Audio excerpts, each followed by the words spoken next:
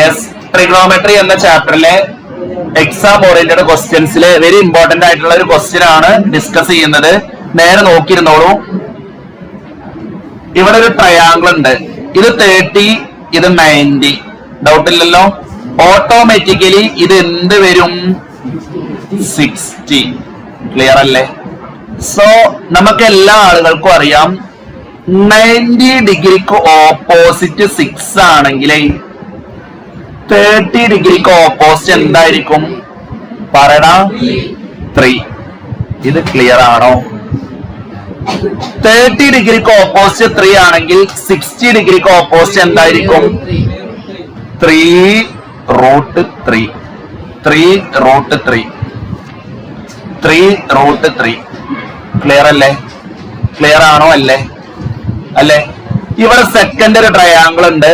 ഇവിടെ 45 ആണെങ്കിൽ മുകളിൽ എന്തായിരിക്കും? 45. ഈ 45ന് ഓപ്പോസിറ്റ് 3 ആണെങ്കിൽ ഈ 45ന് ഓപ്പോസിറ്റ് എന്താ? 3. ഈ 90ക്ക് ഓപ്പോസിറ്റ് എന്തായിരിക്കും? 3√2. സോ ആൻസറുകൾ കറക്റ്റ് ആയിട്ട് എഴുതി വെക്കുക. What is CD? What is CD? CD മറ്റൊന്നുമല്ല. CD എന്ന് പറയുന്നത് എത്രയാണ്? 3. What is AB? 3√3 + 3 അല്ലേ?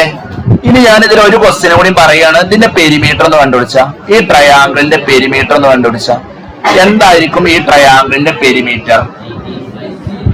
എല്ലാ സൈഡും ആഡ് ചെയ്യണം.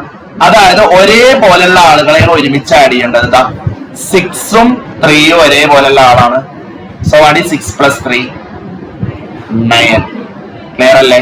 ദെൻ പിന്നെയുള്ള ആൾക്കാർ ആരൊക്കെയാണ്? 3√3ഉം 3√2ഉം ഇവരെ ആഡ് ചെയ്യാൻ പറ്റുമോ? ഇല്ല. അവരെ ജസ്റ്റ് എഴുതി വെക്കുകയാണ് വേണ്ടത്. 3√2 + 3√3. ക്ലിയർ അല്ലേ? യെസ്. അതിന് മുമ്പത്തെ SLC എക്സാമിന് ചോദിച്ച ക്വസ്റ്റ്യൻ ഇതിന്റെ ഏരിയ കാണാനായിരുന്നു. എങ്ങനെയാണ് ഏരിയ കാണുക? ഇങ്ങനത്തെ ക്വസ്റ്റ്യൻ തന്നു കഴിഞ്ഞാൽ എങ്ങനെയാണ് ഏരിയ കാണുക?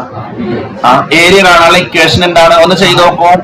Area is equal to ½ × B × H അല്ലേ? അല്ലടാ. യെസ്. ½ × B. B എന്താ? 3 + 3√3. നേരെ തിരിച്ചു എഴുതാട്ടോ, ഒരു കുഴപ്പമില്ല. നേരെ തിരിച്ചു എഴുതാം, ഒരു കുഴപ്പമില്ല. പിന്നെ × 3. സോ ഡിവൈഡഡ് ബൈ 2 അവിടെ നിൽക്കട്ടെ. ഉള്ളിലേക്ക് മൾട്ടിപ്ലൈ ചെയ്യുക. ഉള്ളിലേക്ക് മൾട്ടിപ്ലൈ ചെയ്യുന്ന ലോനെ പറയുന്ന പേരാണ് ഡിസ്ട്രിബ്യൂട്ടീവ് ലോ. 3 × 3. 3 × 3 9. 3√3 × 3 9√3. എല്ലാത്തിനും കൂടെ ഒരു ബൈ ഉണ്ട്. സോ ആൻസർ ഇതാണ് വരിക. 3 × 3 എന്ന് പറഞ്ഞാൽ 9. 3√3 × 3 എന്ന് പറഞ്ഞാൽ 9√3. എല്ലാത്തിനും ഒരു ബൈ ഉണ്ട്. So divided by 2. Answer unit എഴുതി വെക്കണം. Centimetre square. ഇവിടെ യൂണിറ്റ് സെന്റിമീറ്റർ ആണ് കേട്ടോ. പെരിമീറ്ററിന്റെ യൂണിറ്റ് സെന്റിമീറ്റർ ആണ്, മറ്റേതിന്റെ യൂണിറ്റ് സെന്റിമീറ്റർ സ്ക്വയർ ആണ്.